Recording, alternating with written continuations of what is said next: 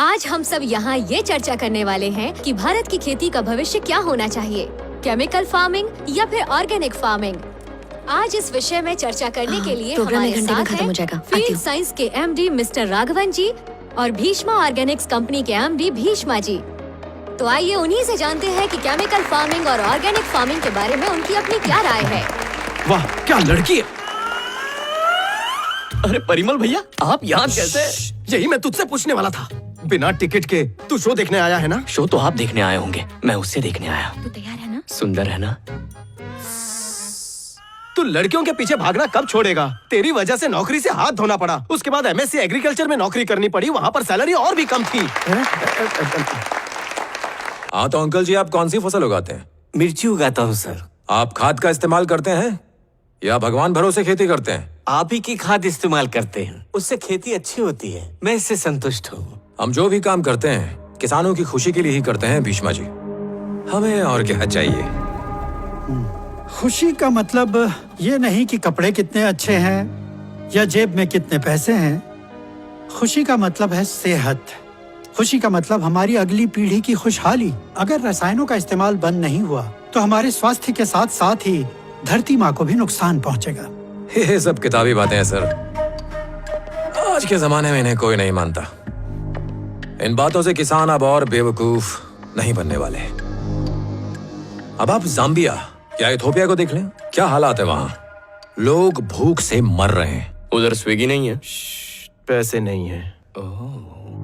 बढ़ती आबादी को देखें तो 2050 में हम जितना अनाज उगाएंगे वो सिर्फ 40% लोगों को ही मुहैया हो पाएगा। इस समस्या को सुलझाने के लिए हमें जेनेटिक बदलाव करने होंगे। आधुनिक रसायनों को किसानों तक पहुंचाना होगा। लेकिन आप इसके बजाय ऑर्गेनिक और खुशी जैसी फालतू बातें कर रहे हैं सर।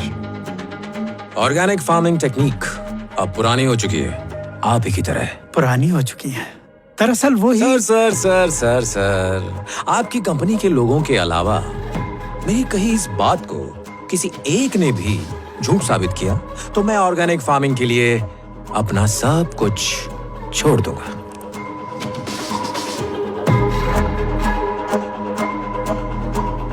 भैया लड़की को इम्प्रेस करने का एक आइडिया आया है। तो मुझे क्यों बता रहा है? मैं क्या तेरा कबूतर हूँ जो तेरी बात वहां पहुंचाऊं? सर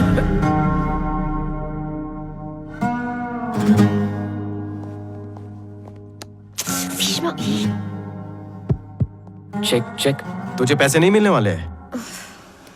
आपने सही कहा सर, यहाँ किसी को भी ऑर्गेनिक फार्मिंग के बारे में कुछ नहीं पता है।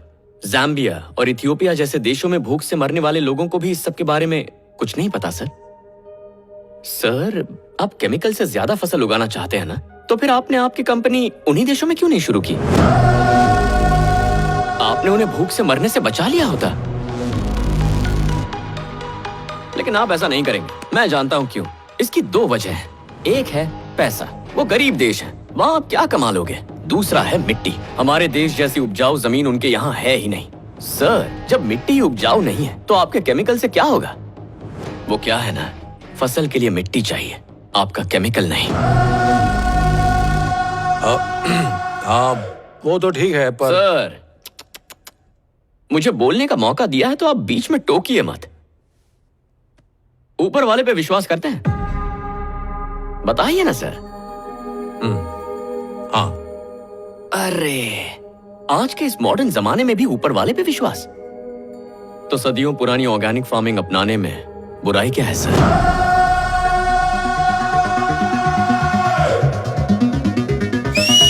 वाह, क्या बात